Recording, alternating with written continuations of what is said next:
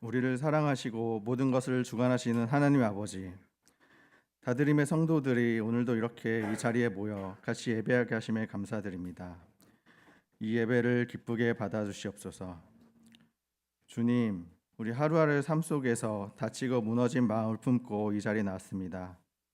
주의 자녀됨을 드러내면서 이 세상에서 거룩하게 살고 싶지만 주어진 일상을 간신히 버텨내는 것만으로도 버거운 것이 우리의 모습임을 고백합니다.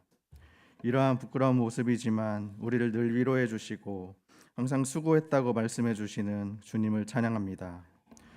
너무나도 부족하지만 우리의 삶이 부활의 증거가 되게 하시고 우리가 부활의 그 증인이 되어 이 세상에서 살아가기를 소망합니다.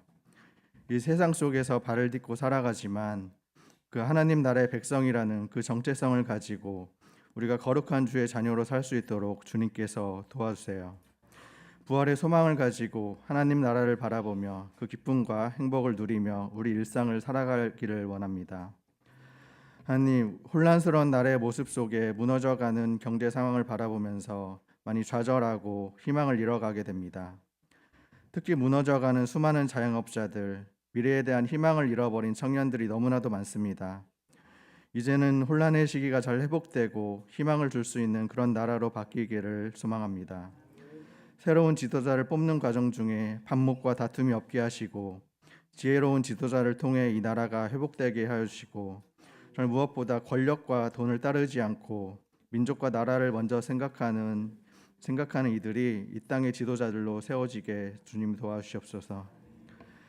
이 땅에 세워진 다드림 교회에도 주님의 말씀이 깊이 뿌리 내리게 해주시길 원합니다. 서로 지체들을 사랑하고 같이 품어 나가기를 원합니다. 무엇보다 아픈 이들을 주님 안에서 회복시켜 주시고 지친 가족들을 위로해 주시고 그 고통의 과정 중에서 무엇보다 하나님을 바라보게 하시고 주님의 말씀에 민감하게 반응할 수 있는 그런 힘을 주님 주시옵소서. 여러 곳에서 사역하시는 선교사님들께도 주님께서 함께하여 주시옵소서. 무엇보다 건강하게 하시고 또 각각의 부족한 필요를 잘 채워주시고 특히 그 자녀들의 삶 가운데 함께하여 주셔서 그 상처받고 외로운 삶이 아니라 주님께서 주시는 그 은혜와 기쁨으로 넘치는 그런 성령 충만한 가득한 삶이 될 수 있도록 주님께서 도와주시옵소서. 산불로 터전을 잃고 막막한 삶 속에 있는 많은 이웃들이 있습니다. 무너진 집과 예배당을 세워주시고 그 다친 마음을 위로하여 주시옵소서. 복구의 시간 속에 많은 공동체에 도움 있게 하시고 주님의 따뜻한 보살핌을 알아가는 정말 귀한 시간이 될 수 있도록 주님 도와주시옵소서. 우리 전교인 수련회를 준비하고 있습니다. 많은 이들이 참석해서 함께 다드림을 경험하는 시간이 됐으면 합니다. 수고하며 준비하는 지체들과 함께 하시고 그 수련회를 통해 다드림 공동체 가운데 역사하시는 하나님의 모습을 바라보게 해주시옵소서. 담임 목사님과 교역자들을 위로해 주시고 지켜주셔서 그 삶과 가정의 건강과 평안과 안식을 주시옵소서. 우리의 눈과 마음을 열어 목사님을 통해 주시는 그 말씀에 온전히 반응하게 하시고 그 말씀에 온전히 순종하는 그러한 삶이 될 수 있도록 주님 지켜주시옵소서. 항상 우리를 사랑하시고 공동체를 지켜주시는 주님께 이 모든 것을 맡깁니다. 감사드리며 예수님의 이름으로 기도드렸습니다. 요한복음 20장 21장은 예수님의 부활하심을 알려주는 말씀입니다. 혹시 여러분 이런 질문을 해보셨는지요? 몇 번쯤 실제로 죽었던 사람이 살아나서 몇 번쯤 나한테 나타나서 말하면 나 살았다 하는 것을 믿을 수 있을까요? 죽었던 사람이 살아난다는 것 자체를 여러분 믿으실 수 있겠어요? 굉장히 사실 어렵죠. 죽은 사람이 다시 살아난다 아무도 아마 생각하지 않을 거고 그런 일이 있다면 다들 귀신이다. 그게 아마 환상이다. 네가 너무 꿈속에서 헤매 이런 식의 이야기들을 많이 할 것 같습니다. 그런데 우리 주님은 이 본문을 가만히 보면 부활하신 주님은 제자들에게 여러 번 반복해서 계속 나타나셔요. 반복적으로 자기를 나타내 주셨어요. 사실 성경에도 여러분 죽었다가 살아난 사람들의 이야기가 신구약에 자주 등장을 하는 편이죠. 구약에만 해도 엘리야가 사르밧 과부의 아들이 죽었다가 기도했더니만 살아났어요. 그리고 신약에도 보시면 예수님이 여러 사람을 살리지 않습니까? 나인성 과부의 그 아들이 상을 치를 때, 행여가 막 나갈 때에 예수님이 그 장례 치르는 사람들 앞에 막아서서 일어나라 했더니만 그 아들이 살아서 일어나고요. 또 야이로의 딸이라고 하는 그 12살 먹은 딸은 죽어서 이제 많은 사람들이 와서 고걸하고 장례가 진행 중인데 와서 예수님이 이 소녀가 잠을 잔다. 그래서 일어나라 그러니까 그 아이가 일어났고요. 마지막으로 우리가 아는 대로 나사로 같은 사람은 장례를 치르고 3일이 지나서 이제 썩어서 시신의 냄새가 납니다. 그러는데도 예수님이 무덤 앞에 서서 일어나라, 나와라 그러니까 나사로가 무덤에서 나오지 않습니까? 우리 모두가 다 이 사람이 죽었다가 살아나는 것을 믿기는 굉장히 어렵습니다. 아마도 예수님이 살린 이 많은 사람들을 오늘날 우리가 다시 그 사람이 걸어다니는 나사로를 이스라엘 간다고 해서 만나지를 못하잖아요. 야이로의 딸을 만나는 것도 아니고 다 예수님이 살렸던 사람들도 다시 또 죽었어요. 그러니까 참 어떻게 보면 억울해요. 2번 죽어서 한 번만 죽었어야 되는데 그래서 성경에서 뭐 사람은 한 번 죽는 것이고 그런데 제가 보기에 예외가 몇 명 있는데 이런 사람들은 2번 죽었다. 우리는 여러분 이런 사람들이 다시 살아났어도 무슨 야이로의 딸을 기념한다든지 나사로를 기념한다든지 하지 않잖아요. 성경은 끊임없이 분명히 죽었다가 다시 살아나신 그리스도를 예수님의 부활을 알리라고 하고 있지 않습니까? 이 예수님의 부활하신 주님은 자기 자신이 이런 죽은 자들을 여러 명 살렸어도 그 산 사람들을 얘기하라고 하지 않고 자신의 부활하심을 계속해서 우리에게 드러내시고 또 그걸 전하라는 것이에요. 그래서 부활하신 주님은 반복적으로 자기를 나타내 주셨습니다. 초대교회를 가만히 보면 초대교회 성도들을 관찰한 그 당시의 역사가들이나 그 당시 시민들이 그리스도인들을 보니까 2가지 특징이 있다는 거죠. 그 중에 하나는 끊임없이 죽었다 부활하신 예수님의 이야기, 예수님의 특히 죽으심보다도 예수님의 부활하심의 이야기를 계속 전한다는 거예요. 그거 하지 말라고 그래도 계속하여서 예수님이 부활했습니다. 그 얘기를 하셨고, 2번째 특징은 이들은 아주 성적으로 깨끗하여서 성적인 절제력이 뛰어난 삶을 삽니다. 그 당시 사람들과 전혀 다른 삶을 산다고 그렇게 기록을 하고 있다는 것이에요. 이 사도 요한이 요한복음을 기록하였죠. 이 요한도 예수님의 부활 소식을 전하는데 20장, 21장에는 무려 예수님의 부활의 사건을 누구를 기준으로 전하는가 하면 사실은 베드로예요. 베드로가 이 2장 안에 무려 3번씩이나 반복하여서 베드로가 예수님을 만났다, 베드로가 예수님을 만났다, 베드로가 예수님을 만났다고 3번이나 기록하고 있습니다. 가장 먼저는 보시면 여러분 20장에 6절부터 7절 말씀입니다. 이 말씀에 보시면 베드로가 이제 여자들을 통하여서 예수님이 부활했다는 소식을 듣고는 무덤에 막 달려가는데 요한하고 같이 달렸어요. 그런데 요한이 아마 달리기를 더 잘해서 요한이 무덤 앞까지는 가고 무덤에 들어가질 않았어요. 그리고 뒤따라온 베드로가 무덤이 열려 있는 것을 보고 먼저 들어가서 예수님의 시신이 없는 것을 발견을 하게 되죠. 그뿐만 아니라 오늘 우리가 읽은 이 본문, 그들이 다 부활하신 예수님을 벌써 한번 만났어도 이 베드로는 고향으로 돌아가서 그들이 고기 잡던 일을 계속하고 있습니다. 사실 예수님이 네가 나를 따르라라고 할 때 베드로를 보면 누가복음 5장 11절 같은 데 보면 이렇게 기록이 되어 있어요. 베드로가 집과 배를 버리고 떠났더라. 그런데 오늘 본문에 보면 돌아와서 또 배를 가지고 고기 잡는 거 보니까 버린 게 아니라 옆에 잠깐 밀쳐놨더라. 뭐 그런 거죠. 그러니까 사실은 떠난 건 맞지만 그들이 다 삶의 근거지를 없앤 것은 아니었어요. 다시 고향에 와서 고기를 잡고 있습니다. 그리고 바로 이어지는 21장의 15절부터 24절까지가 특별히 베드로에게 예수님이 너 나를 사랑하느냐 하는 질문을 3번 하게 되지요. 그런데 이 베드로 주님의 부활하신 사건을 왜 요한은 이렇게 3번씩이나 베드로를 중심으로 했을까? 다른 성경을 보면 마태, 마가, 누가를 보면 다 베드로가 부인하는 건 다 있습니다. 사복음서에 다 베드로가 예수님을 부인했다. 이건 다 있는데 베드로의 회복을 기록한 성경은 요한복음밖에 없어요. 물론 요한과 베드로는 친한 것도 맞지만 그러나 적어도 요한은 베드로의 이 회복의 과정을 통하여서 부활이 무엇인지를 우리에게 알려주고자 했음이 틀림이 없습니다. 우리가 알게 되는 것은 부활하신 주님을 알기까지 이 제자들이 여러 번 또 여러 방법으로 주님을 만났어도 잘 모른다는 거예요.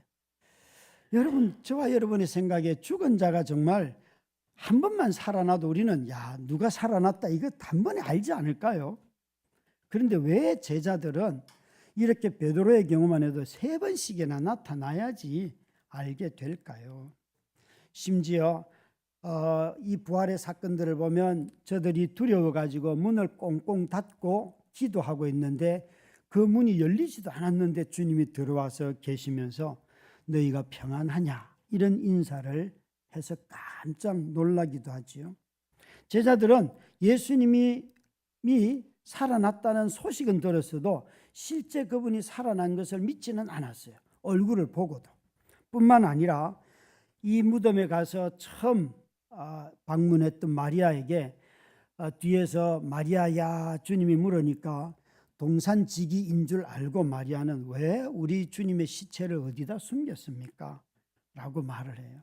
그래서 나중에 그 목소리를 기억하고 돌아보고는 주님의 부활하심을 알고 제자들에게 전하니까 제자들은 다 네가 환상을 본 거다.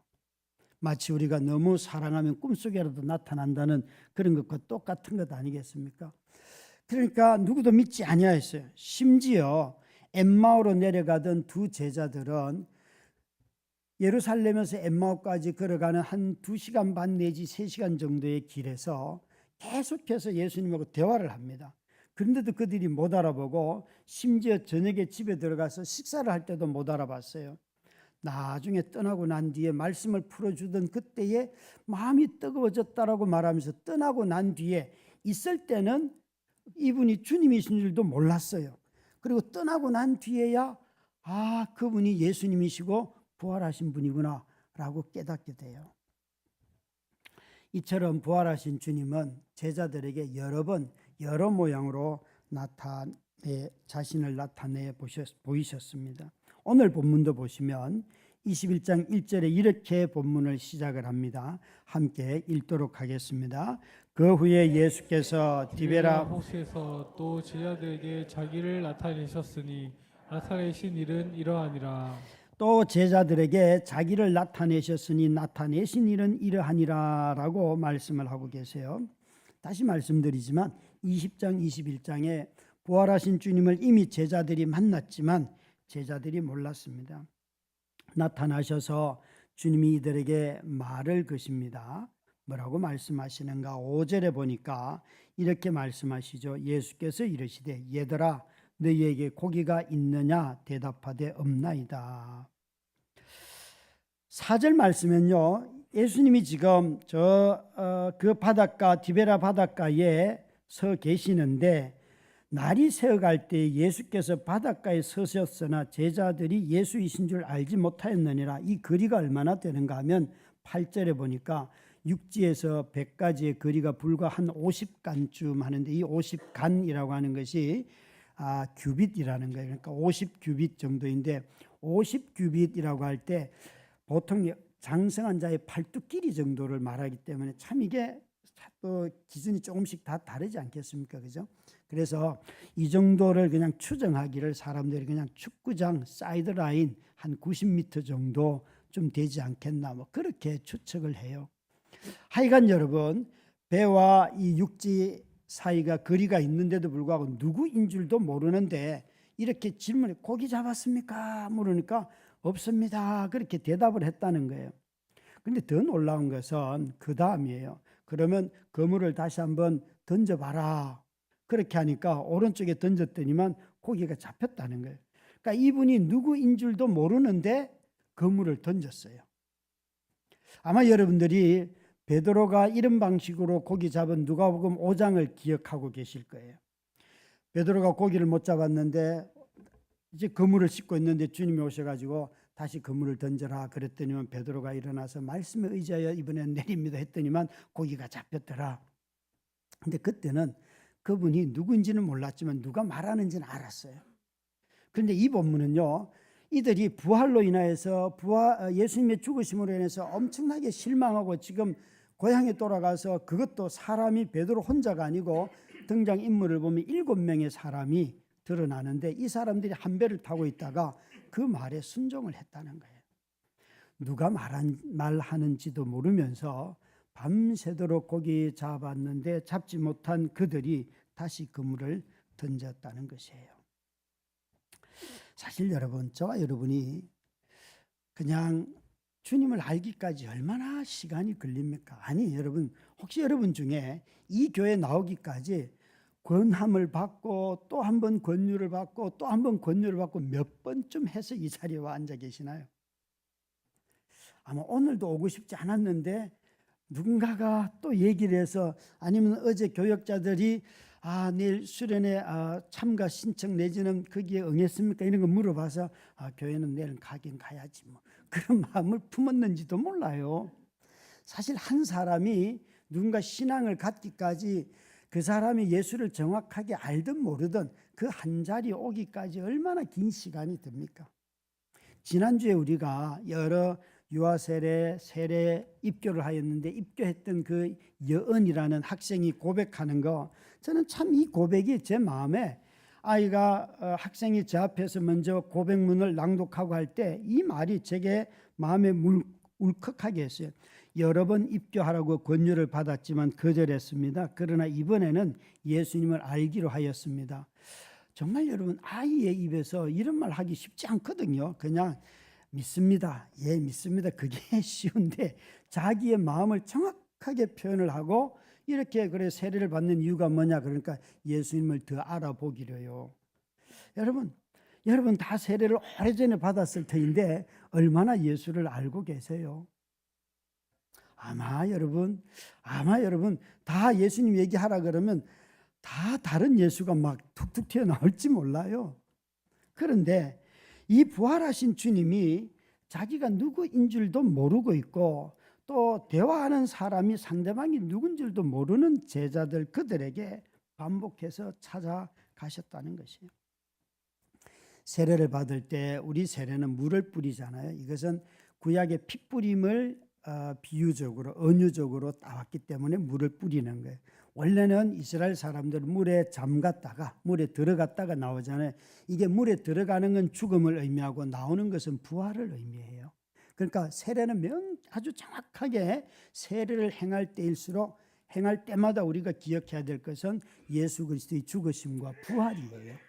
뿐만 아니라 성찬을 행할 때도 보면 주님께서 우리에게 성찬을 주시면서 하신 말씀이 내가 올 때까지 이 성찬으로 나를 기념하라 하였는데, 그 말은 내가 올 때라는 것은 그분이 부활하셨다는 것이 전제예요.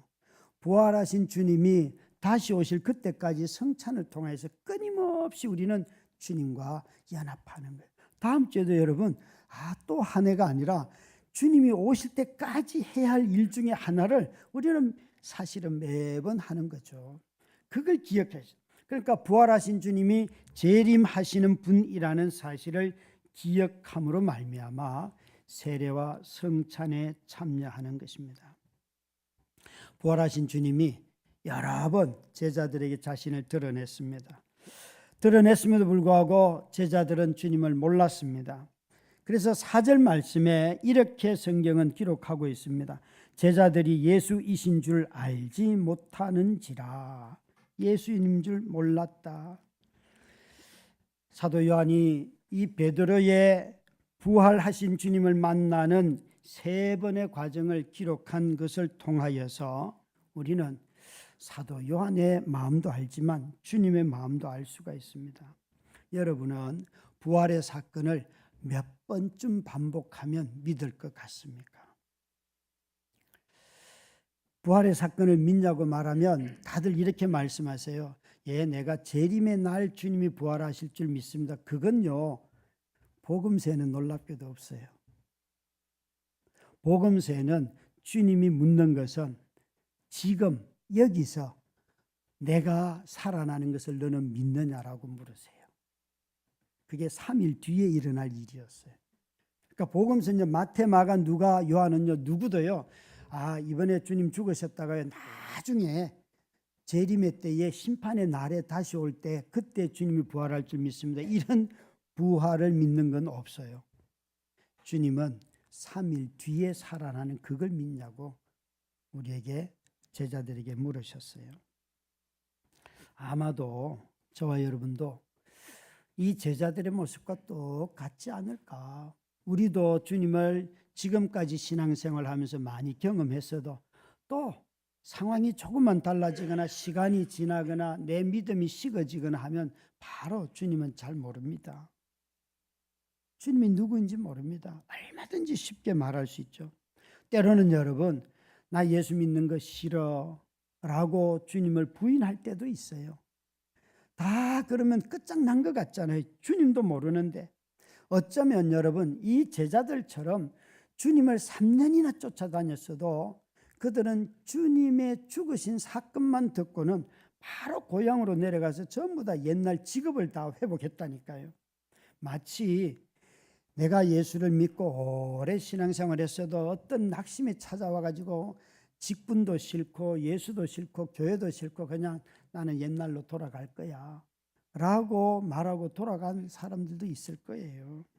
그런데 여기에 다시 찾아오셔서 자신을 자꾸 보여주시는, 책망 한마디도 하지 않고 보여주시는 주님을 보면서 저와 여러분이 낙심하지 마시기 바랍니다. 우리 주님이 우리에게 자기 보여주기를 너무 좋아하신다는 거예요. 이 주님은요, 이 부활의 사건만 가지고 그러지 않으세요. 주님이 십자가에 달려 돌아가시기 전에도 보면 주님은 나 다시 살아난다. 제자들에게 여러 번 말씀해 주셨어요. 심지어 표적을 보여달라고 하니까 예수님이 마태복음 12장 39절부터 40절 말씀에 뭐라고 하시는가 하면 읽습니다. 예수께서 대답하여 이르시되 악하고 음란한 세대가 표적을 구하나 선지자 요나의 표적밖에는 보일 표적이 없느니라. 요나가 밤낮 사흘 동안 큰 물고기 뱃속에 있었던 것 같이 인자도 밤낮 사흘 동안 땅속에 있으리라. 예수님 당신이 메시아라고 하는데 메시아 표적이 뭐예요? 보여주세요. 많은 죽은 자도 살리고 해도 사람들은 계속 표적을 요구했어요. 그랬더니만 예수님이 너희들이 요나를 알지 않냐? 요나가 물고기 뱃속에 있다가 나왔는데 3일 있다 나왔는데 그게 바로 나에 관한 내 사건에 관한 비유다. 여러분 물고기 뱃속에 들어갔다가 살아난 3일 만에 살아난 사람은 요나가 유일해요. 우리 주변에 그런 사람 없잖아요. 그런데 그 옛날 이야기 아주 동화 같은 이야기를 예수님은 바로 그 사건이 내 상황과 똑같아 라고 말씀하시면서 너희들 요나의 사건을 알지 않냐. 요나가 살아난 것처럼 나도 땅속에 묻혔다가 3일 만에 살아난다. 그게 바로 메시아의 표적이다.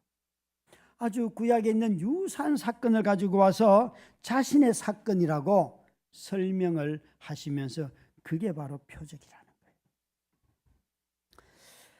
다른 성경에는 여러분 예수님의 이런 부활의 사건을 사도 바울은 홍해를 건너는 이스라엘 사람들, 출애굽하는 이스라엘 사건을 가지고도 설명을 합니다.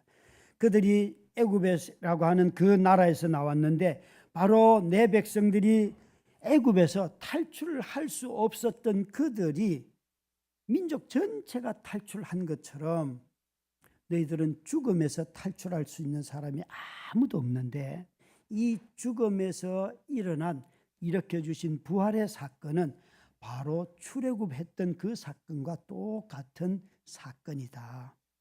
해방될 수 없는 나라를, 노예로 살아야 할 사람들을 하나님께서 불러내신 것처럼 죽음 안에 갇혀 사는 인생들을 부활을 통하여서 내가 너희들을 살리는 메시아다. 이게 바로 바울이 부활을 설명하는 하나의 방식이에요.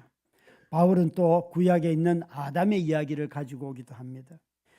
첫사람 아담은 온 세상을 창조하시고 난 뒤에 그 모든 창조 세계를 다스리는 통치자로 하나님이 에덴 동산에 갖다 두었는데 그가 범죄하고 창조 세계를 망가뜨렸다.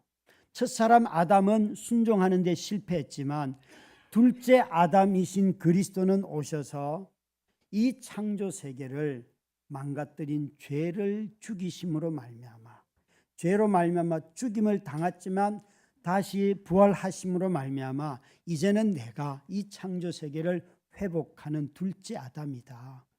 예수님을 그렇게 소개하셔요. 그러니까 예수님을 여러분 이 세례라고 하는 성찬이라고 하는 것을 통하여 죽음과 부활의 사건을 계속해서 우리에게 성례를 통하여서도 반복하여 가르쳐주고 계시고, 예수님은 또 구약의 여러 사건들을 가지고 와서 바로 그것이 나의 부활에 관한 사건이고 내가 메시아라는 표징이다 라고 말씀을 하시는 것이에요. 그러니까 이 모든 것이 반복적으로 주님이 우리에게 자기가 누구인지를 보여주신다는 거죠. 이런 성례전적인 당신의 세례와 죽음에 대한 반복뿐만 아니라 또 구약에 대한 해석뿐만 아니라 심지어 신약 안에서는요, 예수님이 직접적으로 나는 살아난다라는 말씀을 하셨습니다. 마가복음 10장 33절부터 34절 말씀입니다. 함께 읽도록 하겠습니다. 보라, 우리가 예루살렘에 올라가노니 인자가 대제사장들과 서기관들에게 넘겨짐에 그들이 죽이기로 결의하고 이방인들에게 넘겨주겠고 그들은 능욕하며 침뱉으며 채찍질하고 죽일 것이나 그는 3일 만에 살아나리라 하시니라. 아멘. 여러분, 제자들이 예수님이 끊임없이 내가 이렇게 고난을 당하고 다시 죽었다가 살아난다 하셨을 때 제자들은 이 자체를 안 믿었어요. 그죠? 고난받는 것도 믿지를 않았을 뿐만 아니라 다시 살아난다는 말을 믿지를 않았어요. 이들이 갈릴리로 돌아가서 이렇게 고기를 잡는 이유는 예수님이 마태복음을 통해서는 내가 갈릴리에서 너희들을 기다리마라고 하셨기 때문에 그 약속의 말씀을 믿고 그들이 돌아간 게 아니에요. 그들은 믿지 않았어요. 내가 3일 만에 살아나리라 하시니라 하는 이 말씀을 예수님은 살아 계실 때부터 하셨습니다. 심지어 요한복음 11장 24절부터 26절을 보시면 예수님은 뭐라고 말씀하시는가 하면 25절 같이 읽습니다. 예수께서 이르시되 나는 부활이요 생명이니 나를 믿는 자는 죽어도 살겠고 무릇 살아서 나를 믿는 자는 영원히 죽지 아니하리니 이것을 내가 믿느냐. 저게 마르다에게 하는 말인데요. 마르다는 자기 오빠 나사로가 예수님으로 말미암아 살아날 줄 아는데 24절에 보니까 마지막 날에 부활의 때에 살아난다는 게 지금 살아난다는 게 아니에요. 그랬더니만 예수님이 무슨 소리 하냐, 내가 부활이고 내가 생명이기 때문에 나를 믿는 자는 지금도 살아나 라고 하시고는 그 나사로를 그 자리에서 살려주셨어요. 죽은 자를 일으키셨어요. 여러분, 예수님은 놀랍게도 저와 여러분에게도 동일하게 말씀하십니다. 애시당초 메시아가 죽는다 하는 말은 제자들 누구도 믿지 아니하였습니다. 그뿐만 아니라 이 죽었던 메시아가 다시 살아난다 하는 것 믿지 않았습니다. 여러분, 그런데 교회는 끊임없이 예수님의 부활 소식을 이야기하고 성도들은 끊임없이 예수의 부활 소식을 증거하고 있습니다. 왜 그럴까요? 예수님의 동생인 야고보도 순교하였습니다. 첫 번째 순교자입니다. 그런데 우리가 야고보를 전하지 않잖아요. 왜 야고보도 예수를 위하 그 하나님의 나라를 위하여 순교하였는데 왜 그 사람을 우리가 계속 전파하지 않을까요? 어떤 순교자가 있어도 이 예수 그리스도 메시아이신 그분의 죽으심과 부활하심과는 비교할 수 없기 때문에 그렇습니다. 우리는 메시아의 죽으심과 부활의 소식을 전하는 것이 기독교이지, 죽은 자가 살아난다는 것, 그것도 아무나 그걸 전하는 것이 아니기 때문에 그렇습니다. 저와 여러분이 죽어서 남을 살리는 게 아니라 오직 그리스도만이 죽은 자로 또 부활하신 자가 될 때 우리는 그 소식이 다른 사람에게 생명을 주는 소식이 되는 것이에요. 그런데 여기에 오늘 본문에 중요한 것은 놀랍게도 제자들이 말입니다. 12절 말씀에 보니까 이렇게 말씀을 하십니다. 함께 읽습니다. 예수께서 이르시되 와서 조반을 먹으라 하시니 제자들이 주님이신 줄 아는 고로 당신이 누구냐 감히 묻는 자가 없더라. 여기 당신이 누구냐 감히 묻는 자가 없더라. 이전에는 여러분 아시는 대로 누구이신 줄 4절에는 아예 몰랐고요. 또 이들은 대화를 하면서도 그가 누구인 줄 몰랐습니다. 그런데 7절에 보니까 예수께서 사랑하시는 그 제자가 고기를 잡고 난 뒤에 베드로에게, 여기 예수께서 사랑하는 제자는 요한입니다. 요한이 베드로에게 고기가 잡히고 난 뒤에 주님이시다라고 베드로에게 말을 했어요. 그랬더니만 베드로가 막 달려가지 않습니까? 고기를 거두지도 않고 달려갑니다.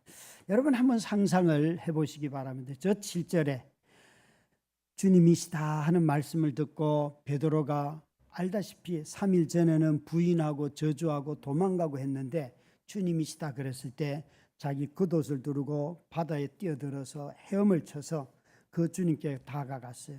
그래서 해안가에 서 계신 주님을 만났어요. 아마 무엇을 상상하십니까?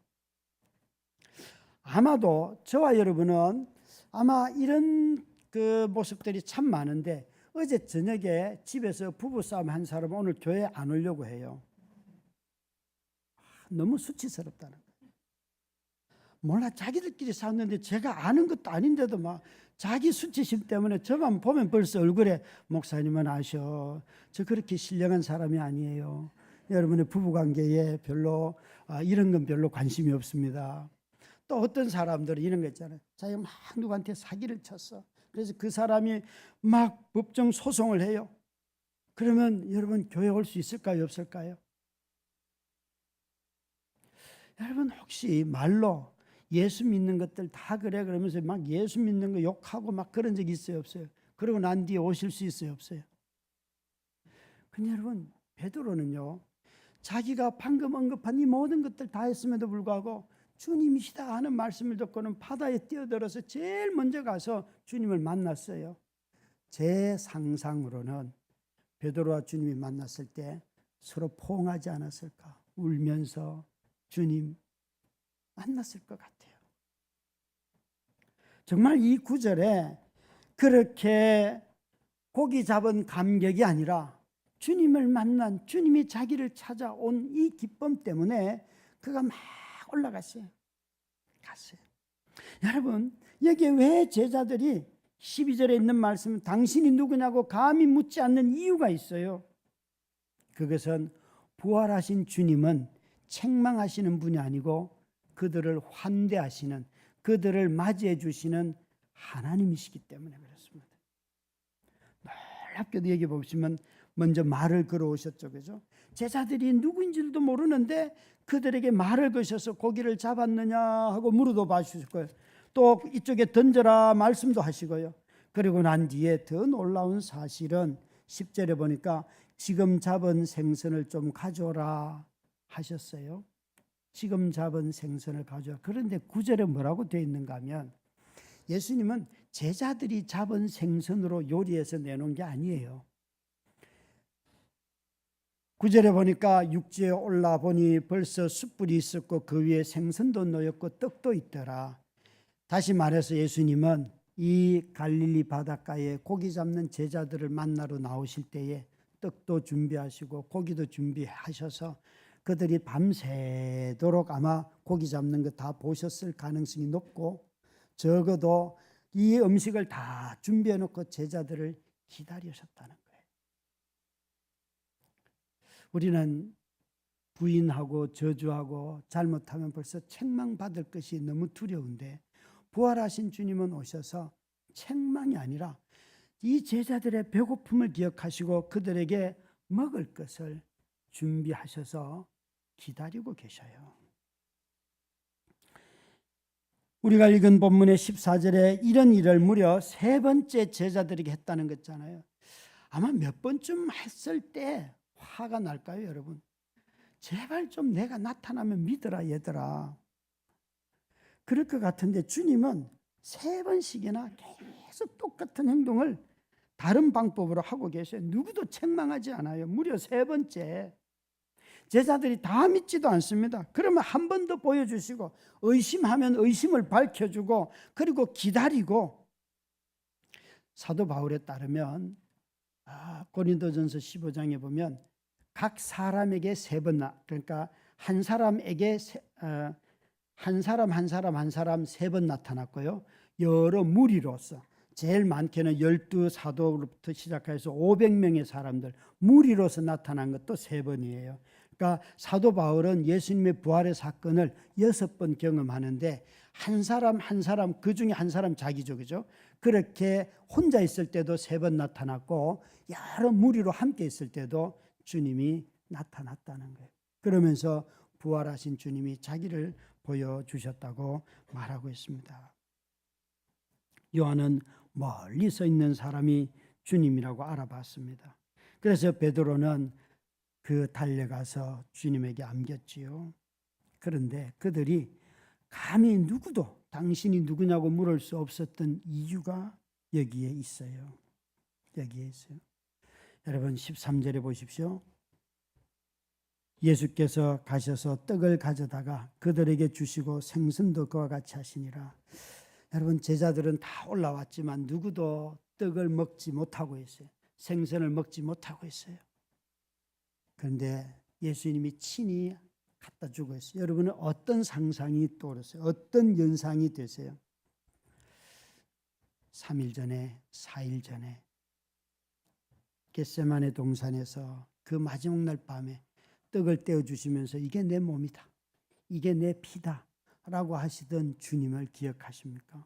그때 제자들은 우리 다 주님을 따를 거예요. 아주 강력하게 주님의 말씀에 부인하면서 의지를 다졌어요. 그런데 누구도 따라가지 못했어요.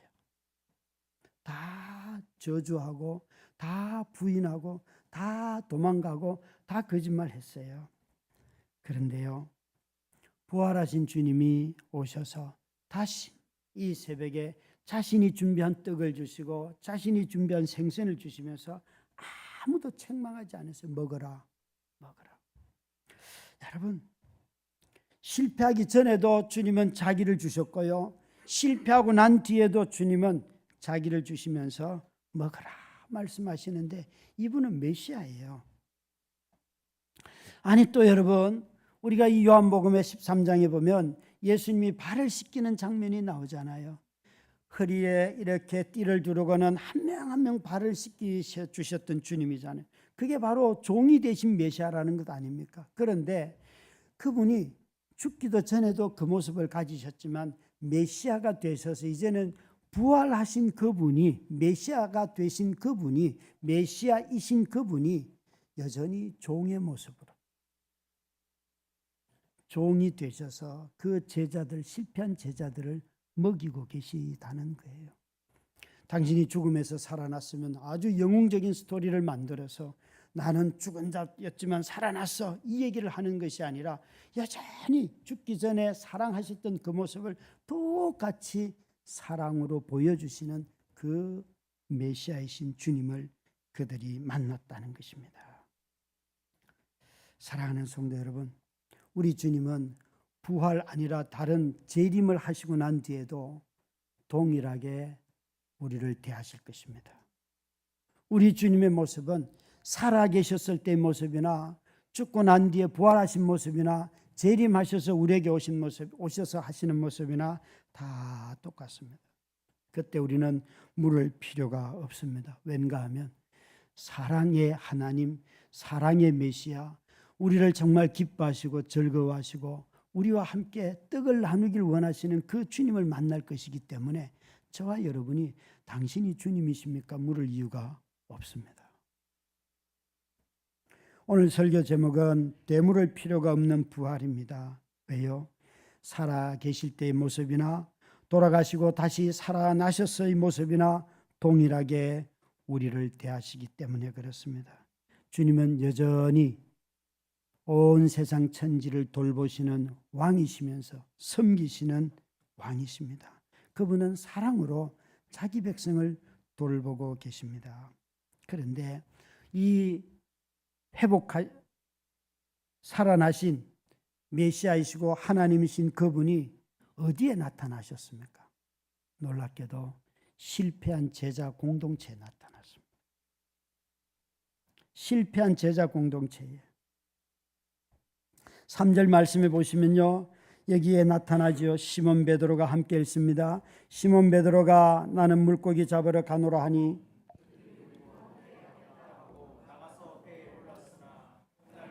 아무것도 잡지 못하였더니 시몬 베드로가 나는 물고기 잡으러 가겠노라 하니 그들이 우리도 같이 가겠다.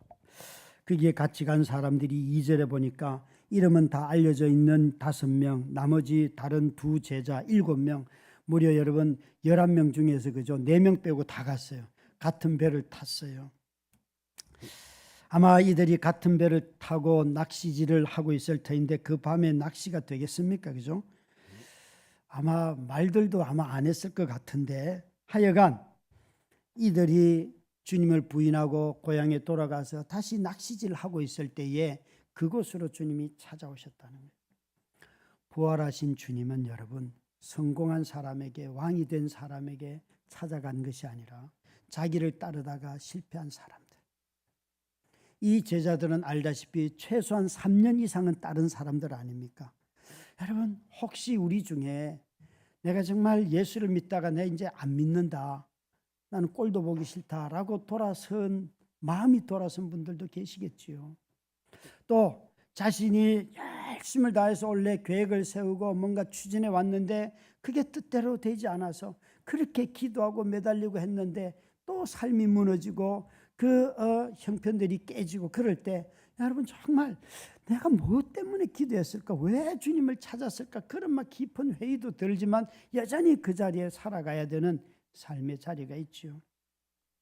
그런데 주님은 이렇게 부활하셔서 자기를 보여줘도 아직도 깨닫지 못하는 그 제자들, 깨어진 공동체에 자신을 드러내십니다. 예수 그리스도를 따르다가 제자들은 너무 실망하였습니다.